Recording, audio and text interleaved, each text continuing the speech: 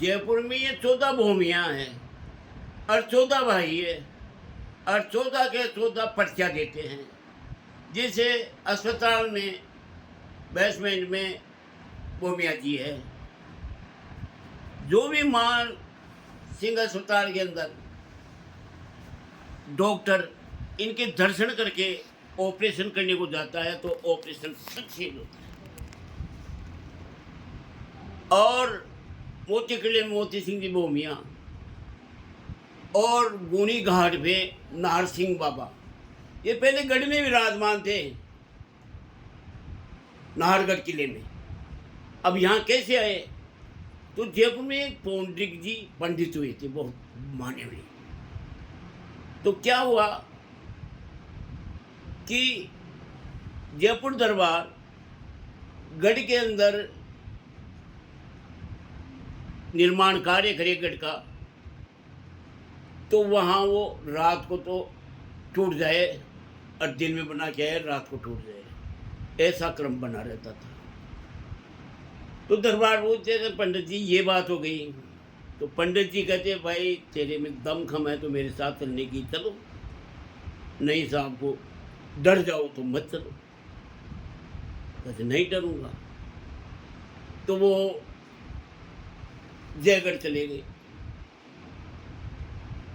नाहरगढ़ किले पे। नाहरगढ़ किले पे चले गए तो पंडित जी को नहीं जाने क्या शक हुआ, पंडित जी को जो दरबार को कि तुम यही बैठो मैं जाता हूँ। तो रात को वहां दरबार लग रहा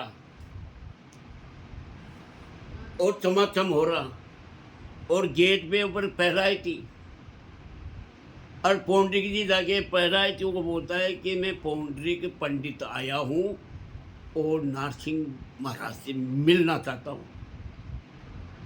तो नारसिंह महाराज ने फौरन अपने बराबर एक सिंहासन लगाया और दरबार को बोला कि जाओ पंडित जी को लेके आओ। तो पंडित जी को उनका आदर सत्कार किया और अपने सिंहासन के बराबर सिंहासन दिया कि कहो पंडित जी आप कैसे आए हो? कि बात ऐसी है महाराज कि आपके कोई बेटा पोता यदि कोई गढ़ किला तालाब बांध बनाता है तो आप बनाने क्यों नहीं देते हो? कहते भाई ये तो मेरा स्थान है, मैं कैसे बनाने दूंगा मेरे स्थान में? तो आपको कहते दूसरी जगह स्थान दे दिया जाए तो कहते मेरी यहाँ पूजा बरकरार है और मैं ले लूंगा। ऐसे गुणी घाट पे नाहरगढ़ किले से महाराज को यहाँ स्थापित किया नारसिंह बाबा। ऐसे करके ये 14 भूमियाँ है, 14 के 14 पर्चा देते हैं। बस मेरी बीमारी की वजह से मैं इतना ही बनाना चाहता हूँ कि ये जयपुर की काशी में है। और आप एक ये काम करो, मेरे यूट्यूब की आधी कमाई गौशाला में जाएगी, आएगी तो नहीं, इसमें गौ माता के निमित्त काम करता हूँ। और मैं ये प्रण देता हूँ कि मेरे बेटे पोते 100 रुपये महीने के गौशाला में भेजेंगे।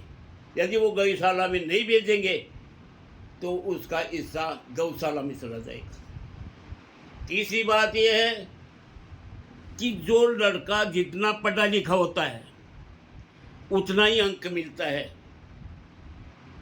यदि आप पढ़ाई नहीं और 0 मिल रहा है तो उसको नौकरी कैसे मिलेगी? वो अच्छे अंक प्राप्त करेगा जब डॉक्टर इंजीनियर सब कुछ बनेगा। आरक्षण की तरह नहीं है ये पढ़ाई के अनुसार मैं बेटों पोतों का बंटवारा किया है मैंने और वैसे प्रतिशत से मिलेगा।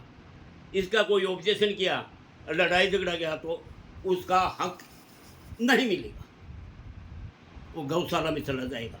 इसलिए मैं दुखी हो के कह रहा हूँ ये बात, परिवार वालों को भी सुना रहा हूँ। और जो मेरे को साथ दिया वो मेरे दाह संस्कार में भी नहीं आई। मेरी पुलिस इमदाद से मकान बना, मोहल्ले वाले डंडे लग रहे बैठे जब मेरे पोते को मकान बनाने दिया। ऐसे कुटुंब परिवार मेरे दाग संस्कार में भी ना आई। दूसरी बात यह है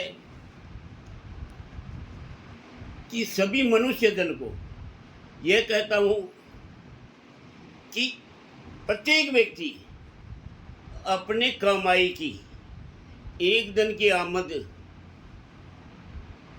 गौशाला में, समाज के काम में और धार्मिक स्थान में, ग्राम कार्य में देना। 3 हिस्सा करके दे दो एक दिन की। इतना सा तो दे सकते हो। आप 4 कमाओ, 2 कमाओ, 1 कमाओ है, उसके आधार से दे दो। तो ये धर्म की जड़सादारी है।